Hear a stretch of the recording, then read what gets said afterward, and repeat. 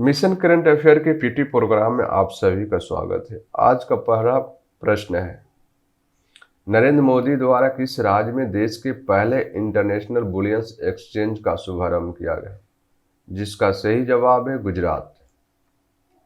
नरेंद्र मोदी द्वारा Gujarat international finance tech city यानी GIFT city में देश के पहले इंटरनेशनल बुलियन एक्सचेंज यानी IIBX का शुभारंभ किया गया। यह एक्सचेंज भारत में सोने के वित्तीयकरण को बढ़ावा देने के अलावा जवाबदेही सोर्सिंग और क्वालिटी के भरोसे के साथ कुशल प्राइस डिस्कवरी की सुविधा भी प्रदान करेगा। इस बुलियन एक्सचेंज को भारत में सोने के आयात का बड़ा एंट्री गेट माना जा रहा है। अब देश में जो भी सोना आएगा वे इसी एक्सचेंज के जरिए आएगा। यह भारत को वैश्विक सराफा बाजार में अपना सही स्थान हासिल करने के लिए भी सशक्त बनाएगा। IIBX अखंडता और गुणवत्ता के साथ वैश्विक मूल्य श्रृंखला के उद्देश्यों को पूरा करेगा। मोदी ने इस दौरान अंतर्राष्ट्रीय वित्तीय सेवा केंद्र प्राधिकरण यानी IFSCA के मुख्यालय भवन की आधारशिला भी रखा। चलते हैं अगले प्रश्न की तरफ। हाल ही में किस भारतीय को वैश्विक ऊर्जा पुरस्कार 2022 से सम्मानित किया गया है? जिसका सही जवाब है कौशिक राजशेखर। हाल ही में भारतीय मूल के प्रोफेसर कौशिक राजशेखर को वैश्विक ऊर्जा पुरस्कार 2022 से सम्मानित किया गया है। उन्हें यह पुरस्कार बिजली उत्पादन उत्सर्जन को कम करते हुए परिवहन, विद्युतीकरण और ऊर्जा दक्षता प्रौद्योगिकियों में उत्कृष्ट योगदान के लिए दिया गया है। राजशेखर ह्यूस्टन विश्वविद्यालय में इंजीनियरिंग के प्रोफेसर हैं। उन्होंने 1992 में इंडियाना वेल्सेलियन विश्वविद्यालय US से MBA किया। ग्लोबल एनर्जी एसोसिएशन द्वारा दिए जाने वाले इस सम्मान के लिए इस वर्ष 43 देशों के रिकॉर्ड 119 नामांकन में केवल 3 लोगों का चयन किया गया था। चलते हैं अगले प्रश्न की तरफ। हाल ही में किसे विश्व बैंक के मुख्य अर्थशास्त्री के रूप में नामित किया गया है? जिसका सही जवाब है इंदरमित गिल। भारत के अर्थशास्त्री इंदरमित गिल को विश्व बैंक का मुख्य अर्थशास्त्री के रूप में नामित किया गया है। वह कार्मेन रेनहार्ट की जगह लेंगे। उनकी नियुक्ति 1 सितंबर 2022 से प्रभावी होगी। गिल इस पद पर नियुक्त होने वाले दूसरे भारतीय हैं। इससे पहले कौशिक बसु 2012 से 2016 तक इस पद पर रहे थे।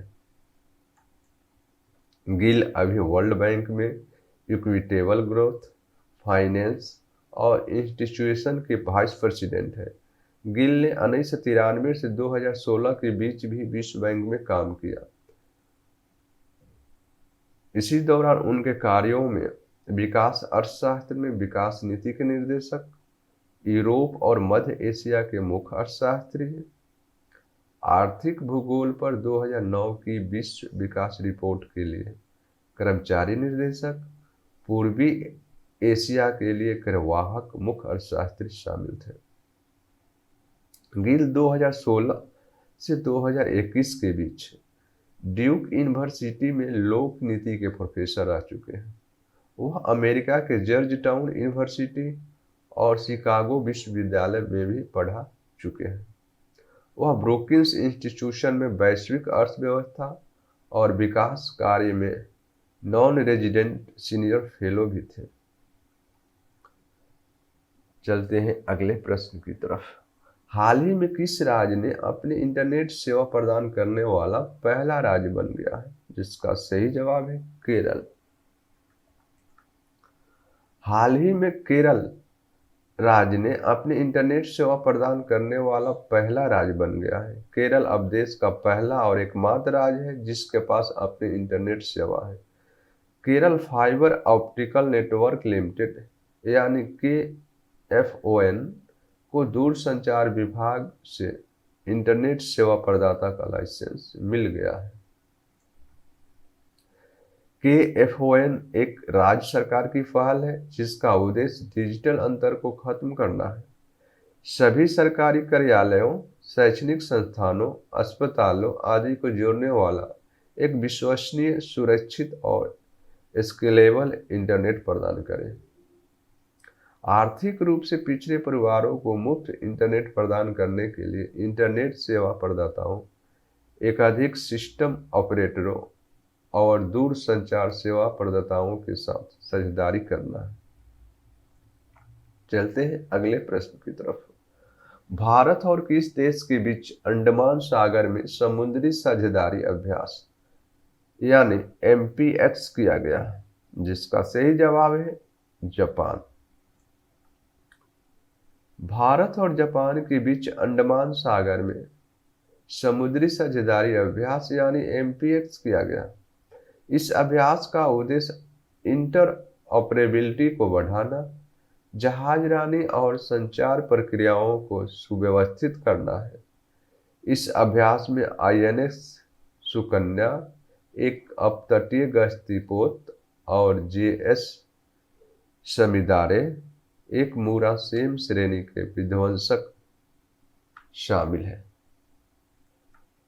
दोनों देश समुद्री संबंधों को मजबूत करने की दिशा में हिंद महासागर क्षेत्र में नियमित अभ्यास करते आ रहे हैं।